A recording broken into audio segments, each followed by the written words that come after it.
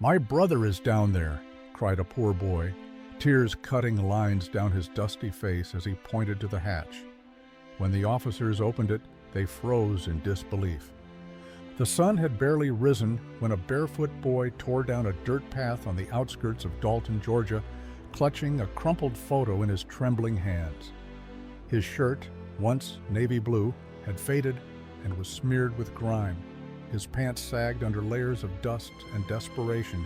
His knees were scraped raw, his face streaked with tears, but his grip on the photograph never loosened. It was a picture of a boy, slightly older, smiling proudly in a school uniform. His brother, and now he was missing. The boy had found the first police officer he could, a tall, white man in a dark blue uniform, sipping coffee beside his cruiser on the edge of a cornfield. "Please, sir," the boy gasped, his voice hoarse. "You have to come. My brother, he's trapped. He's inside." The officer blinked, confused. "Inside what, son?" The boy turned and pointed toward a worn trail swallowed by tall weeds. "The hole. I found it. There's a metal door. He's inside. I heard him knocking." The officer sighed. It had been a long shift, 14 hours and counting. Another kid's wild imagination, another prank.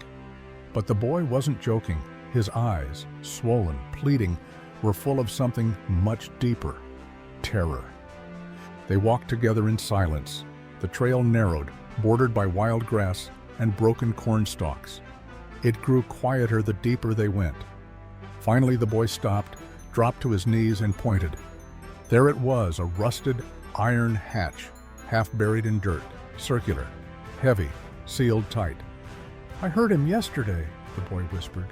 "He was crying." The officer raised an eyebrow. The hatch looked like old military-grade hardware. It had no business being out here, especially not near children. But something in the boy's desperation tugged at him. He crouched, brushed away the weeds, and gripped the iron handle. It groaned violently as it opened, for the first time in what felt like years. Then, clank, the seal broke. They both froze. A deep shaft yawned beneath them, vertical and black. A metal ladder led down into the darkness. "My brother went missing 5 days ago," the boy cried. "No one listened, but I kept looking." The officer's heart sank. This wasn't a game.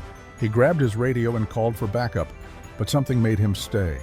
He leaned over the shaft and called, "Hello, is anyone down there?" Silence. Then knock knock.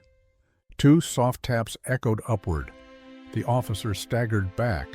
The boy collapsed in tears. "I told you. I told you." Earlier that week, in a nearby rural town, 4 children had vanished. No witnesses, no ransom. Whispers of trafficking had spread like wildfire, but no evidence had emerged. Authorities chalked it up to runaways. But this boy hadn't waited. He had followed broken branches, noticed cigarette butts in strange places, heard distant voices at night. He'd spent 5 days walking dirt paths, holding his brother's photo like a compass. Now, he'd found something no adult ever could. When backup arrived, the boy clung to the officer's leg, trembling. "Promise me," he begged. "Promise you'll bring him back." The officer, ashen and shaken, nodded. "I promise." Rescue teams prepped ropes and flashlights. One officer geared up to descend. Before he did, he turned to the boy. "What's your name?" "Micah," the boy whispered. "And he's Caleb, my big brother." As the ladder creaked under the officer's boots, Micah leaned toward the darkness and whispered, "Hold on, Caleb. Please, just hold on." The moment the flashlight disappeared, the forest held its breath. What they were about to uncover wasn't just a missing child. It was something buried far deeper, something terrifying. The officer's boots echoed off the iron rungs as he descended. The air turned cold, foul. Breathing became harder. His flashlight flickered across walls stained not just with age, but with fear. And then, voices. Soft, weak. "Help!" He dropped the last few rungs and landed in a narrow underground chamber. His beam cut through the blackness and found them. 4 children, barefoot, bruised, huddled like frightened animals. One stood taller than the rest, an arm protectively wrapped around the younger ones. His shirt was torn, blood dried near his temple, but his eyes held fire. "You're not them," he whispered. "No," the officer said, his voice cracked. "I'm here to take you home." The boy tried to stand but collapsed. The officer caught him just in time. That's when he saw the photo again, the same face. "Caleb?" the officer asked softly. The boy's lips quivered. "Is Micah safe?" The officer nodded. "He's waiting for you, right above us." Caleb collapsed in tears. 5 days underground, no food, no light. He had calmed the other kids, rationed leaking water from a pipe, covered the hatch from inside with sticks to muffle sound. He hadn't screamed, he had waited. Above ground, Micah clutched the photo tighter as responders and media swarmed the field. He didn't notice the flashing lights. He didn't blink. Until the officer's voice rose from the hatch. "We found them. They're alive. All of them." Cheers erupted. But Micah didn't move, not until the rope began to rise. A frail hand appeared, then tangled hair, then Caleb's face. Sunlight hit him like a punch. He squinted, trembling. The moment their eyes met, "Caleb!" Micah screamed. He ran. The brothers collided in a fierce embrace. Caleb fell to his knees, arms barely able to hold his little brother, but hold him he did. "I thought I'd never see you again," he whispered. "I told them," Micah cried. "I never stopped." Everyone watching fell silent. Reporters wiped away tears. Even the officer turned his face, hiding the emotion streaming down his cheek. If you're moved by this incredible story of love and bravery, take a moment to subscribe to our channel.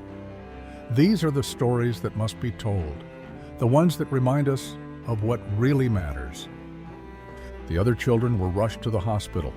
All of them had been taken from nearby towns, held underground by a trafficking ring. That hatch, sealed decades ago, had been reopened by criminals who thought no one would ever look there. But one little brother did. Days later, Micah was invited to speak at a town hall. The mayor stood beside him. This young man refused to be ignored. He followed clues adults overlooked. He trusted his heart. And he saved lives. A plaque was unveiled beside the now sealed hatch, in honor of Micah, the boy who believed. Caleb spent weeks recovering. Every day, Micah visited. They laughed, cried, played cards. Slowly, Caleb regained strength, knowing the worst was behind him. They never let go of each other again. Officer Rearan, the man who followed Micah that morning, stayed close to their family. "I almost didn't go with him," he admitted later. "But something in his voice told me this boy knew something the rest of us didn't." Micah would later ask him, "Would you have believed me if I didn't have the photo?" Rearan paused, then smiled. "Maybe not, but you didn't just bring a photo, you brought hope." The hatch was filled with concrete. A sunflower garden was planted around it, Caleb's favorite flower. They reminded him of freedom. And every spring, the two brothers return to that spot. They water the plants. They remember. They remember what they survived, what they escaped, what they saved. And when people ask Micah how he knew, he simply says, "Because brothers always hear each other, even in the dark." If this story touched you, leave us a comment and let us know where in the world you're watching from. We love hearing from you.